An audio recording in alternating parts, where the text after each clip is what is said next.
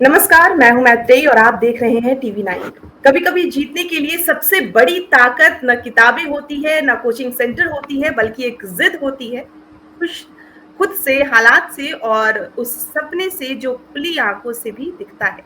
ये कहानी है केशव राज की। बिहार की मिट्टी से निकला एक ऐसा होनहार जिसने अपने सपनों की उड़ान को पंख दिए बिना किसी कोचिंग के और पहुँच गया 2024 की यूपीएससी 2024 की फाइनल मेरिट लिस्ट में।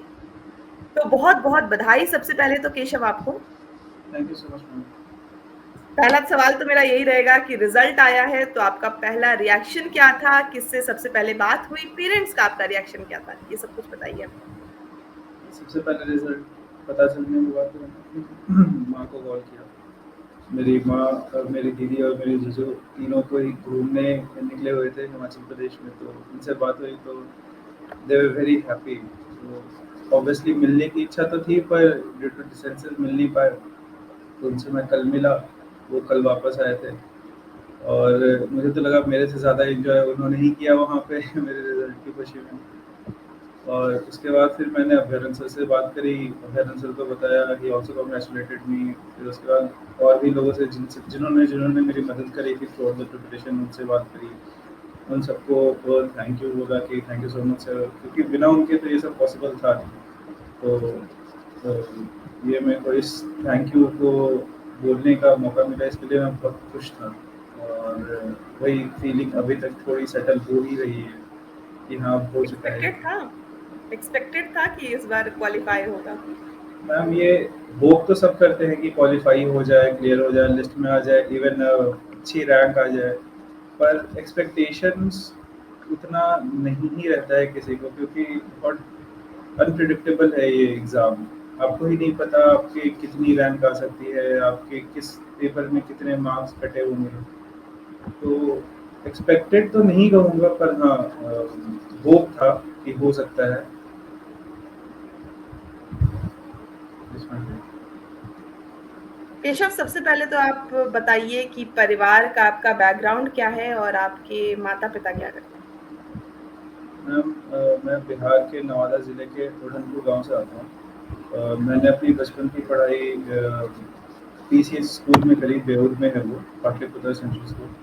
उसके बाद 11वीं-12वीं मैंने किया कि निज़ामिया पब्लिक स्कूल से, और वो भी पटना में ही है। और उसके साथ मुझे सुपर 30 अवेर्नेस सुपर 30 में रेजिडेंशियल कोचिंग की सुविधाएं भी प्राप्त थी, जिसके कारण मैं आईआईटी दिल्ली पहुँच पाया। और फिर ये तो हुआ मेरे एजुकेशन का बैकग्राउंड। मेरे पेरेंट्स का बैकग्राउंड है कि मेरे पिता एक सिविल इंजीनियर थे। He passed away in 2013 due to pancreatic cancer. उसके बाद मेरी घर की फाइनेंशियल सिचुएशन थोड़ी ख़राब हुई, तब मेरी दीदी ने, she was in class 12th when he passed away. तो मेरी दीदी ने अपनी पढ़ाई को पोस्टपोन करके ग्रेजुएशन के लिए कोई कॉलेज ना जाके जॉब स्टार्ट करी, ताकि मेरे स्कूल की फ़ी पे कर सकें। और मेरी मदर एक हाउसवाइफ है। और मेरी मदर ने भी काफ़ी सपोर्ट किया मेरी दीदी का और मेरा, ताकि मैं पढ़ाई कर सकूँ। और मेरे फैमिली में अभी सिर्फ मेरी माँ, मेरी दीदी, जीजू और एक दीदी की छोटी बेटी है। तो हाँ, उनके साथ ही अभी मैं रहता हूँ। दीदी तो अभी थोड़ी दूर रहती है, पर हाँ, मतलब I consider them to be the closest of my family.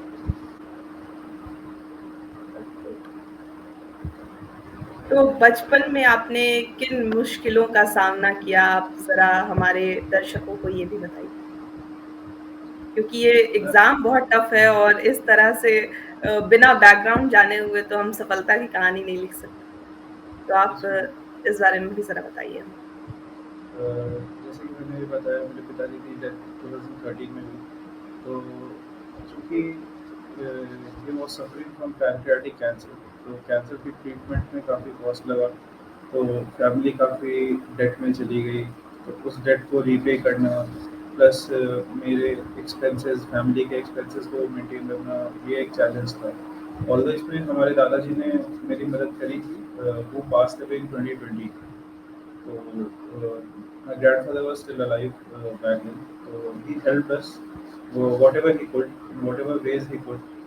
But still वो चैलेंजेस तो रहे थे कि थोड़ी फाइनेंशियल इश्यूज और थोड़ी सोसाइटी की backwardness, it catches up to you when you lose your family leader. तो इस तरह की चीज़ें, और फिर लोगों की negativity, everybody was trying to preach me to not try to do IIT, just go for a general preparation, कुछ जनरल कर लो, ज़्यादा इन सब के चीज़ों में मत पड़ो, होगा नहीं होगा, क्यों ही रिस्क लेना। तो इस तरह की चीज़ें बहुत डीमोटिवेट भी करती थी, पर हाँ, एक दूसरी तरीके से देखने पे ये सेम चीज़ें मोटिवेट भी करती थी कि मेरे पिताजी की ड्रीम था, मेरे पापा का ड्रीम था कि मैं करूँ, आईआईटी करूँ, यूपीएससी करूँ। तो इनके नेगेटिविटी तो I sometimes chose to ignore it. However, sometimes I felt that these things could be a motivator for me. तो इन चीज़ों को मैंने थोड़ा पॉजिटिवली लेने की कोशिश करी। तो ये तो एक इमोशनल और फाइनेंशियल स्ट्रगल की बात हुई। दूसरी हो गई कि एक फीलिंग रहती है कि व्हेन यू नीड समथिंग, तो you want to make a demand to your parents, but वो आप नहीं कर सकते जब आपको पता है कि वो नीड्स फुलफिल नहीं हो सकते। तो वो एक सप्रेस्ड इमोशंस रह जाते थे, बचपना कहते हैं उसको, तो वो बचपना वाली फीलिंग रह जाती है। तो उन सब की चीज़ें वो तो ऐसी चीज़ है, ये मेरी पर्सनल एक्सपीरियंस है, ऐसा नहीं कि ये सिर्फ मेरे हैं, बहुतों के और हो सकते हैं सिमिलर एक्सपीरियंसेस, पर हाँ, ये मेरे थे। उसके अलावा जब कॉलेज में गया, तो फिर कॉलेज में एक क्लैरिटी लानी थी कि मुझे यूपीएससी करना है या फिर ये इंजीनियरिंग को परस्यू करना है। इस क्लैरिटी को लाने के बाद जब मैंने यूपीएससी की तरफ कदम उठाया, तब एक आईआईटी दिल्ली के प्लेसमेंट्स तो लोगों को पता ही है कि काफ़ी अच्छे होते हैं। मैं उसमें बैठा भी नहीं, मैंने प्लेसमेंट भी नहीं लिया, और फिर जब मैं अपने दोस्तों को देखा था कि they were buying cars, they were enjoying their trips to abroad, तो वो लगता था कि यार I am missing something out, I should have taken the job. तो ये एक कांस्टेंट स्ट्रगल जो 4 साल रहा कि हाँ, आई should have taken the job, तो वो भी काफ़ी ड्रेनिंग एक्सपीरियंस रहता है लोगों के लिए, for everybody who is preparing. और इसके अलावा भी एक रहता है कि since this exam is unpredictable, तो you need a plan B, but आप अगर प्लान बी पे काम करोगे तो फिर इसके ऊपर से आपका एफर्ट घटेगा जो आप करना नहीं चाह रहे, क्योंकि since you have been into this process for past 3 to 4 years, so you don't want to just give up। तो वो वाला एक फीलिंग, वो एक डायलेमा, वो एक पैराडॉक्सिकल सिचुएशन कि this might be possible for me to crack this UPSC, but I am not able to go through this. तो एक सिचुएशन वो दिमाग में क्रिएट होता है कि हाँ, मैं क्रैक कर भी सकता हूँ, पर इस बार नहीं कर रहा हूँ। तो ये बहुत ही डिफिकल्ट होता है डील करने का। ये सबके सभी एस्पिरेंट्स के लिए सिमिलर सिचुएशन होती है जो मैं अभी बता रहा हूँ। तो ये सारी चीज़ें तो होती ही हैं। इसके अलावा और बहुत सारी चीज़ें जो सोसाइटी से हो सकती हैं वो भी, पर हाँ, मेजरली यही थी। केशव, आपने कोचिंग ली थी या खुद से मैम, पढ़ाई की? मैंने कोचिंग ली थी, पर टेस्ट सीरीज़ वगैरह के लिए और इंटरव्यू गाइडेंस प्रोग्राम के लिए। ऐसे सिलेबस कंप्लीट करने के लिए या फिर मुझे जनरल स्टडीज़ ऑप्शनल पढ़ने के लिए, इसके लिए कोचिंग, फॉर्मल कोचिंग मैंने ज्वाइन नहीं करी। ऑनलाइन मटेरियल सभी के अवेलेबल थे, मैंने ओपन सोर्स मटेरियल्स को पढ़ा, उनसे नोट्स बनाए। टॉपर्स के नोट्स फ्रीली अवेलेबल होते हैं टेलीग्राम चैनल्स पे, उनको यूज़ किया। तो कोचिंग का यूज़ मैंने टेस्ट सीरीज़ और इंटरव्यू गाइडेंस के लिए किया है। ओके। तो कितना हेल्पफुल होता है ये ऑनलाइन मटेरियल, जितना आप बोल रहे हैं कि ऑनलाइन भी मैंने कंज्यूम किया कुछ चीजें, तो कितना हेल्पफुल हुआ ये?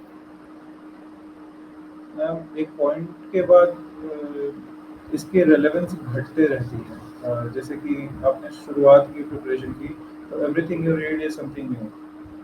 तो हम्म। आपने उनको कंज्यूम किया, उनको पढ़ा, उनको सीखा, बट उसके बाद क्या होता है कि जो ऑनलाइन मटेरियल है उसकी वो आप एक वेबसाइट से देखो, दूसरी वेबसाइट से देखो, तीसरी वेबसाइट से देखो, सब में ऑलमोस्ट सिमिलर मटेरियल है। तो आप किसी भी से एक पढ़ लो, उसके बाद फिर अब आपको अच्छे आंसर्स लिखने हैं, अच्छे क्वेश्चन सॉल्व करने हैं, तो उसमें वो एक बेस का काम कर सकते हैं, पर वो ऐसा नहीं है कि वैल्यू एडिशन नहीं। वैल्यू एडिशन नहीं करेंगे, वो आपका एक एज नहीं क्रिएट करेंगे। तो वो हम्म। एक बेस ऐसा बन सकते हैं, पर उसके अलावा आपको खुद से एफर्ट करनी ही पड़ती है, तो वो किसी भी सिचुएशन में करनी पड़ती है। अगर आप कोचिंग में भी ज्वाइन कर लो तो आपको खुद से पढ़ना ही पड़ता है। तो ये चीज़ें थोड़ी ध्यान देनी चाहिए, जिसके कारण मैंने ऑनलाइन कर दिया था। आपके लिए सबसे टफ सब्जेक्ट कौन सा था और कैसे टैकल किए? मैम टफनेस के मामले में तो अगर प्योरली मार्क्स पे देखा जाए तो ऐसे ही था, क्योंकि मेरे ऐसे में लास्ट ईयर 86 मार्क्स आए थे। तो वो बहुत ज़्यादा ही खराब स्कोर माना जाता है 86 मार्क्स। तो मेरे को पता नहीं चल पाया कि क्यों हुआ, बट हाउएवर कुछ इश्यूज रहे होंगे तभी मार्क्स नहीं है। तो इसके लिए मैंने फिर टेस्ट सीरीज ज्वाइन किए, अभयानंद सर से बात करी। अभयानंद सर ने मेरे काफ़ी ऐसे पढ़ के उनको फीडबैक दिया, उस पर काफ़ी इम्प्रूवमेंट सजेस्ट किए और काफ़ी एक्सरसाइजेज बताई कि आप ये करिए, आप ये करिए, जिससे कि आपका ऐसे सुधर सकता है।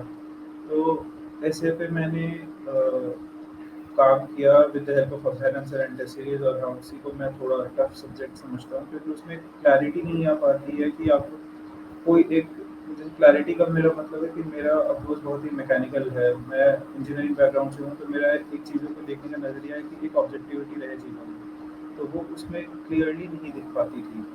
तो इस कारण से मैं इसी को थोड़ा डिफ़िकल्ट समझता हूँ, क्योंकि उसमें किसी ने फिगर आउट अभी तक नहीं किया है कि क्या करने पे मार्क्स आ ही जाएंगे।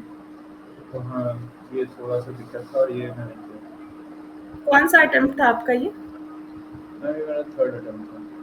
अच्छा, तो कभी ऐसा लगा कि छोड़ दूं अब प्रिपरेशन और बैक टू इंजीनियरिंग वाले वो में कि उधर ही जॉब देखता हूँ, इन 3 सालों में कभी ऐसा लगा? अभी इस अटेम्प्ट में ही मैंने कैट दिया था। इस अटेम्प्ट के बाद तो आई वाज क्वाइट श्योर कि इसके बाद मैं नहीं दे रहा। तो ये मोस्ट प्रोबेबली मेरा लास्ट अटेम्प्ट ही था। तो यही वाली इसी अटेम्प्ट के टाइम मैंने सोचा कि 3 साल से प्रिपेयर तो कर ही रखा है, बट अभी अगर नहीं हो रहा है तो it's not meant for me. तो हाँ, इसी टाइम अभी सोच ही रहा था कि आई वाज इवैल्यूएटिंग माय कैसे ऑप्शंस कि क्या मोटिवेट करना करते थे है। इन सालों में खुद को? मैम मोटिवेशन तो बहुत ज़्यादा नहीं रहता था पढ़ने का, क्योंकि एक पॉइंट ऑफ टाइम के बाद सारे इमोशंस खत्म हो जाते हैं। You have to just trust the process. आप जो कर रहे हो वो करो, डिसिप्लिन में रहो। तो मोटिवेशन से ज़्यादा मैम डिसिप्लिन का यहाँ पे मैं फोकस डालता हूँ कि आपको पढ़ना है, आप पढ़ो। मोटिवेशन आते जाते रहता है। आज किसी ने कुछ बोल दिया तो आप एक्स्ट्रा एंथुसियास्टिक हो गए और आप 12 से 13 घंटे पढ़ गए, बट अगले दिन आपका सेम मोटिवेशन खत्म हो गया। आपके ऊपर जब बॉडी पे स्ट्रेस आया पढ़ने का तो मोटिवेशन खत्म हो गया, नींद आने लगी तब मोटिवेशन खत्म हो गया। तो इस टाइम पे मोटिवेशन में मैं थोड़ा सा उसको यूजलेस मानता हूँ, क्योंकि मोटिवेशन ठीक है, थोड़ा बूस्ट देता है, पर डिसिप्लिन जो है वो ज़्यादा नेसेसरी है चीज़ों को रैशनल और ऑब्जेक्टिव तरीके से देखने के लिए।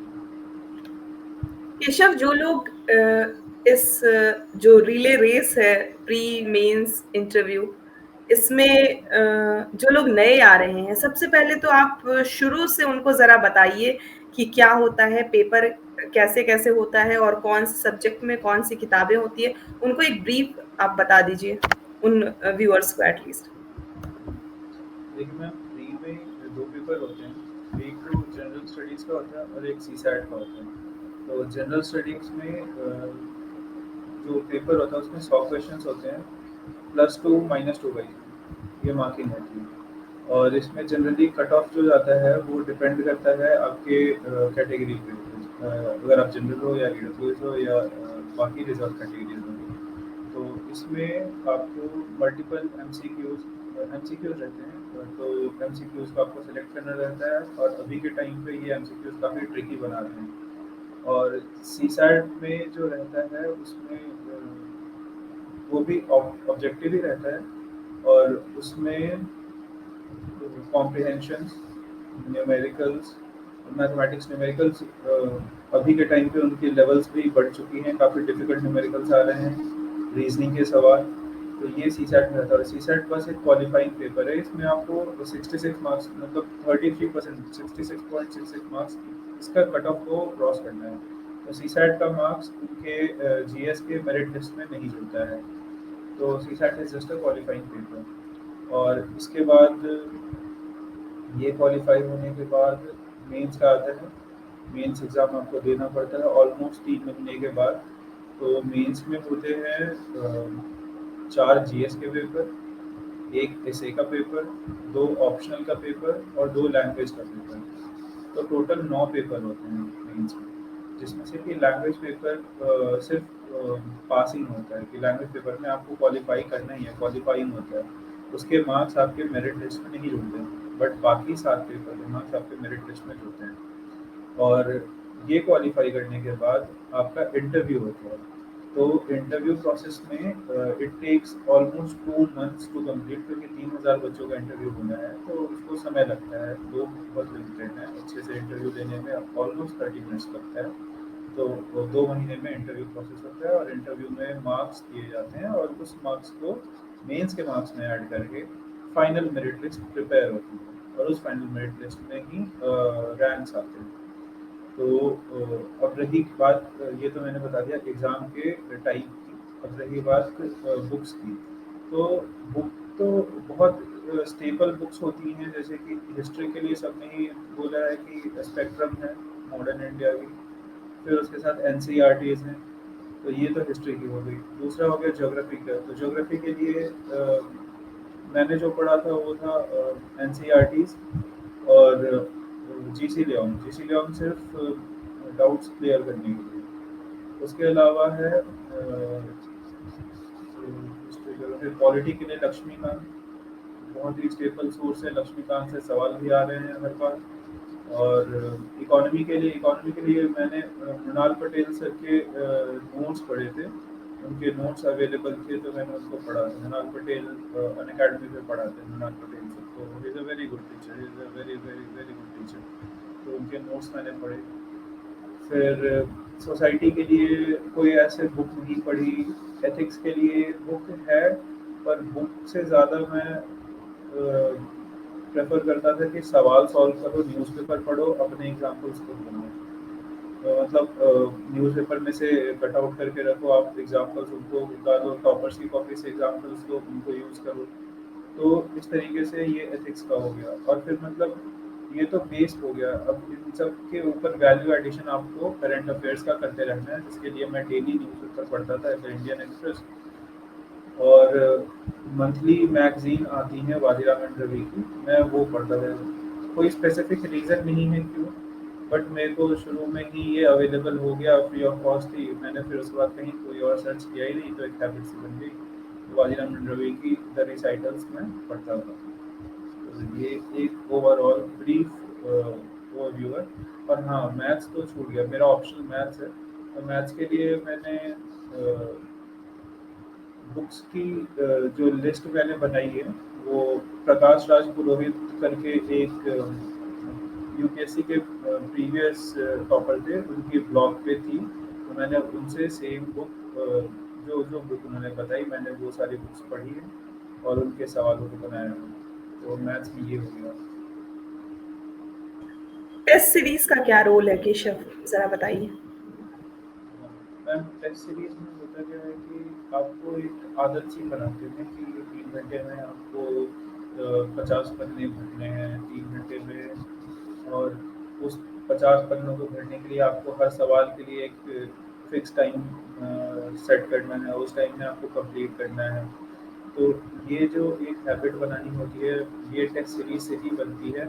क्योंकि आपको प्रिपेयर आपने कर लिया, पर आप जब तक उस प्रिपरेशन को आंसर्स में रिफ्लेक्ट नहीं कर पाओगे, तब तक आपकी प्रिपरेशन का कोई फ़ायदा नहीं है। क्योंकि ये एक एग्ज़ाम है, इसमें आपको परफॉर्म करना है, इसमें आपको पेपर पर रिफ्लेक्ट करना है। तो टेस्ट सीरीज इसमें हेल्प करता है। जैसे मैथ्स में ही एग्जाम्पल ले लीजिए, मैथ्स में टेस्ट सीरीज में क्वेश्चन बहुत अच्छे रहते हैं। जैसे कि मैंने टेस्ट सीरीज की थी आईएमएस की, तो आईएमएस के टेस्ट सीरीज के क्वेश्चन अच्छे थे। ऑल्दो उनका थोड़ा वेबसाइट पोर्टल पे कुछ इशू चल रहा था, बट कीपिंग दैट असाइड वो टेस्ट सीरीज के क्वेश्चन अच्छे थे। उन्होंने प्रिपेयर करने में हेल्प करी। उन्होंने मेरे वीक पोर्शंस को मेरे सामने रख दिया कि हाँ, मैं इन क्वेश्चन को सॉल्व नहीं कर पा रहा हूँ, तो मैंने उन पर फिर से वर्क किया।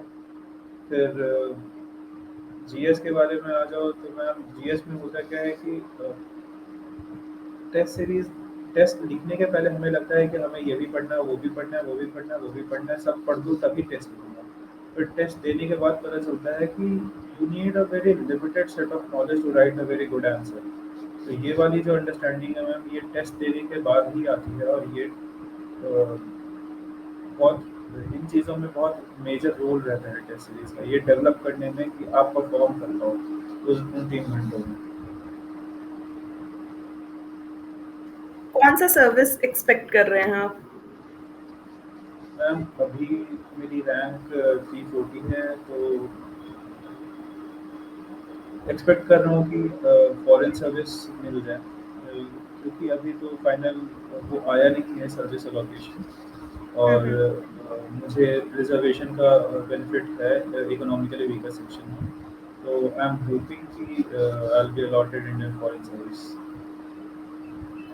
केशव, आप लगातार सुपर 30 वाले अभ्यानंद सर के बारे में बात कर रहे हैं। कैसे कनेक्शन बना आपका, ये बताइए? मैम अभ्याना सर से मैं पहली बार मिला था जब मैंने सुपर 30 के इंटरव्यू के लिए उनके जब मैं सुपर 30 के इंटरव्यू के लिए उनके घर गया था। तब वो मेरे से सवाल पूछ रहे थे और मैं जवाब देने की कोशिश कर रहा था। मतलब ऐसा नहीं कहूँगा कि जवाब दे दिया था, पर हाँ कोशिश कर रहा था। तो इस इस कोशिश को देख कर उन्होंने बोला कि हाँ तुम सोच तो सकते हो। फिर उनका वर्ड है, उन्होंने मेरे को बोला था कि now I give you licence to come to my classes. तब उसके बाद फिर ये पहली मुलाकात थी। उसके बाद फिर उन्होंने फिज़िक्स पढ़ाया, सुपर 30 में काफ़ी अच्छे से पढ़ाया। उनका पढ़ाने का तरीका बहुत अलग था।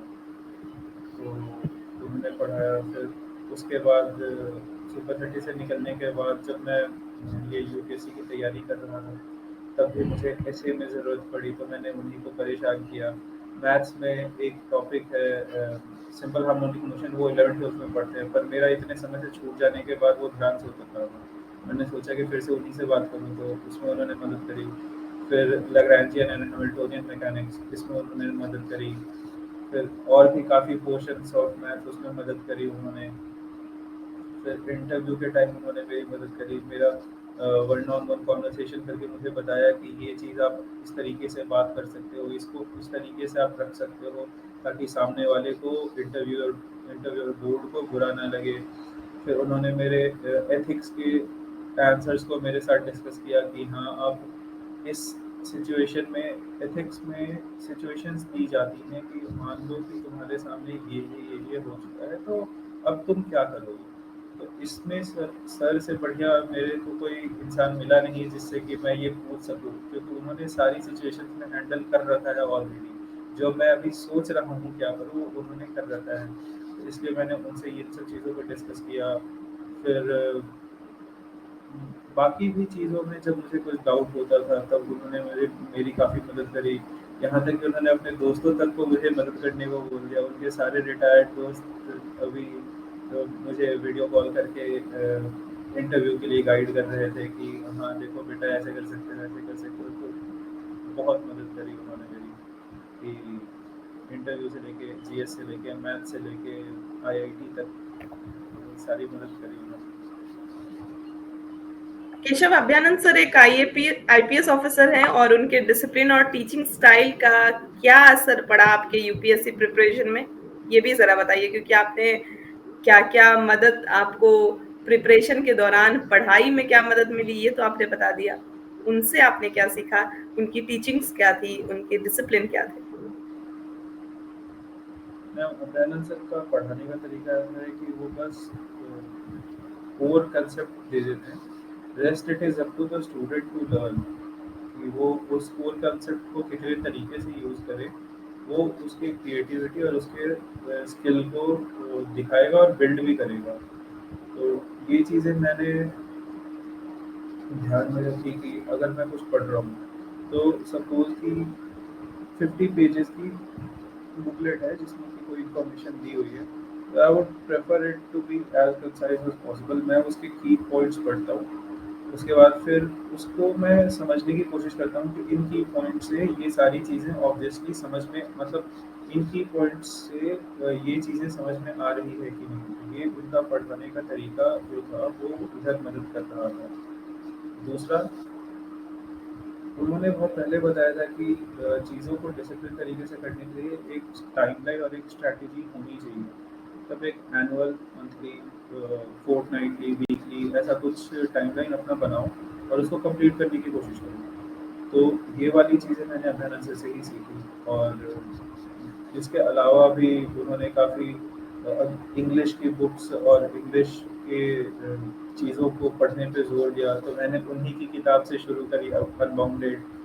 तो इन सब चीज़ों को पढ़ के काफ़ी मतलब उनके एक कैरेक्टर को उनसे मिलके उनकी चीज़ों को समझ के काफ़ी इम्पैक्ट हुआ, जैसे कि मैंने आपको अभी जस्ट बताया।